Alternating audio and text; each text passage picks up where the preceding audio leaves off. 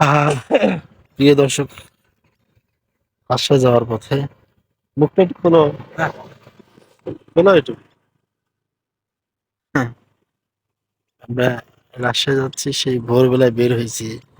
আমার এখন অবশ্যই ঘুম ঘুম লাগতেছিল, একটু দাঁড়াইছি। আহ সকালের সূর্য দেখেন, কত সুন্দর একটা সূর্য উঠতেছে, দেখছেন? শুভ আমরা সকাল। এখন বাগায় আছি, বাগা।